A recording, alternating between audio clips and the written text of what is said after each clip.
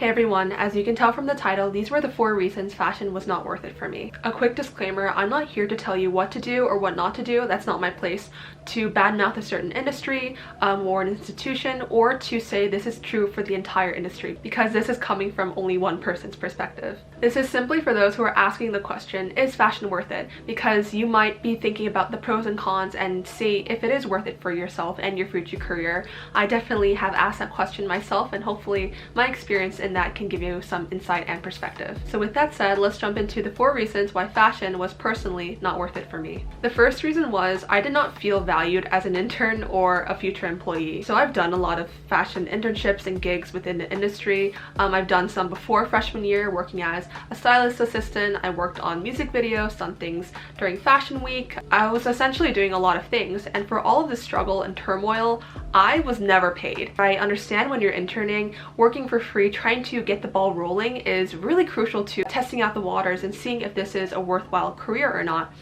But this is not just when I just started, this was when I was doing more official things too. And I think this goes on to the greater reason of, you hear people say, I want to break into fashion, and so many people want to break into fashion. And I think it's that so many people want to break into fashion, so the supply is really high. Yet the demand of good paying jobs, of internships is very low, and it cannot accommodate for all of these people. So I believe what happens is so many people are trying to break into fashion, yet because there's not enough positions to fulfill this need, this creates like this inner cutthroat competition you hear about of people backstabbing each other, throwing each other's designs away, selling each other's fashion photography photos, which I do have friends and this has happened to them, and creating this very catty environment of working for free, working so many nights, so many hours for free with no guarantee of a job. An example of this is I have a friend who worked at one of like the most famous fashion magazines in North America. I'm not talking about Vogue, but it's very up there. It's one of like the top 3 fashion magazines. And she told me, you know, although it's now illegal to not pay your interns if, say, your company has more than 15 employees, she worked there 2 summers ago, and I kid you not, 6 days of the week, 15 hours a day, she was at the office and did not get paid a single dime. 6 days a week, 15 hours a day, in the storage room, organizing things, did not get paid a single penny. And she was doing this so often, and she was getting so burned out where she like could not do it anymore. She told me it was literally like Devil Wears Prada. People are so catty with each other, they like backstab each other in whatever way they can just to, I guess, climb to the top. But my point is, like, to what reward? You're fighting against all these people for such a limited amount of positions. This is a career where you really want to get into, fighting with all these people. And this made me think of, I am not being valued as an intern or an employee, but more rather if I can do more work for free. Honestly speaking, I think it's not because these fashion companies don't want to pay you, but they simply do not have the means to pay you. Say if a company was doing so well in profit, yet they don't decide to pay you, that doesn't make sense. If you are exchanging your time, your energy to do actual work, yet because this is such an often occurrence that I've heard of, people not getting paid for their work at so many different fashion companies, I think this idea that these companies simply do not have the means to pay you is something that I would not be surprised to hear if it's true. And one more point I want to add into that, because fashion is like a very like brand name industry, are you carrying a Louis Vuitton or a Chanel? I feel that more than actual financial pay, people get paid on a brand name basis. Oh, I got to intern for Vogue. I did a fashion shoot for Vogue magazine last week. But you never get paid for that. And definitely, I think interning at, you know, whatever companies is really, really cool. But at the end of the day, I believe if you're going to a long-term career, as much as I think brand recognition is cool for working for XYZ company, simply not having that financial compensation for me putting in my time and my energy was not worth it. And this leads me to my second point, was concerns about long-term career and how many people that I have talked to who are former designers, stylists, photographers, and even professors at these really famous schools who have messaged me, who literally still comment on the previous video that I've done, 5 reasons why I quit fashion design, who tell me, honestly, like, it is not worth it.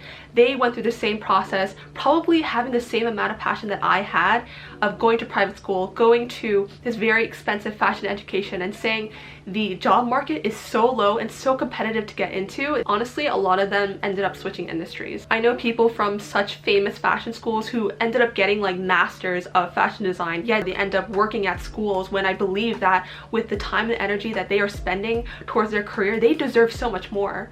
And I have so much confidence that these people had so much more passion than I have, and I thought, well, if this is where a lot of the stories that I heard of, this is where a lot of these people have ended up, what are the chances of me being successful? And this is not to say that without hard work you cannot get anywhere. I definitely believe that wherever you are, hard work is absolutely a necessity. But it's more this idea of return on investment of, if you're spending so much time, so much energy anyways into going into private education or a trade school or whatever it may be, yet getting such little in return, is something that really made me think of, is this worth it for a long-term career? I was thinking, if you struggle so much to even get a job, a stable job after college, imagine how much harder it would be to have a more stable career later on. This is a sub point I also wanted to mention. At first I came into fashion very passionate about fashion, but I grew to believe when deciding a career, I no longer want to have passion be the forefront and deciding factor of what I want my long-term career to be. Instead of having my passion lead my career, I want to lead with value.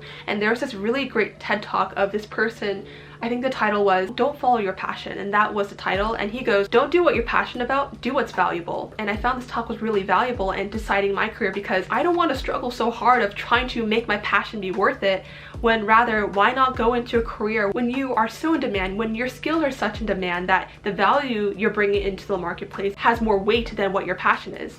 And not to say that you don't need to have passion when you're choosing a career, you should absolutely be passionate about what you're doing, but why not have your career, why not have your skill sets be valued first, and then you can find your passion within those skill sets. This is to say, overall, for a long-term career, I want to be valued on my skills instead of having my passion and just doing things for the sake of passion drive my career goals. The third reason why, and it's tied to the second point, is because of the financial strain and struggle. I absolutely believe that you should be passionate about your job. That's what makes it enjoyable. But finances are also a huge part. I mean, like, some people, they really just need to be within fashion, and I think that's great for them. But for the values that I'm looking for in terms of a long-term career, in terms of having fulfillment in my job, finances are a big part. Because although I do love clothing and dressing up, at the end of the day, I think when I'm older, say if I'm 25 or 30, and say if I have a partner or want to achieve specific financial goals, simply not having the financial means to take care of myself or the people that I love is a struggle. So I don't know how accurate these numbers are, but looking online, the average salary for a fashion designer in New York is around $66,000 per year. Say if this is the average entry level of a fashion designer, I'm sure there's other niches like being a fashion journalist or business,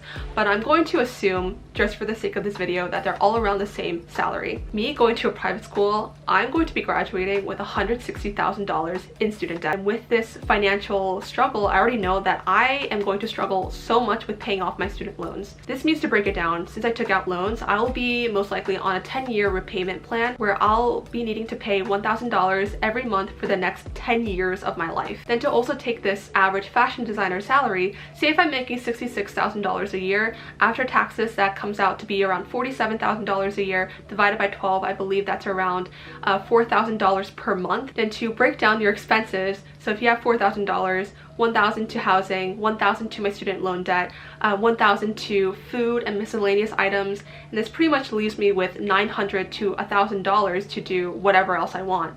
And I think $1,000 is pretty good, but to achieve the goals that I have is not going to be enough. So I had to ask myself, for the next 10 years, if I'm making this much money, I'm sure you'll make a little bit more, but let's say you stick at $66,000.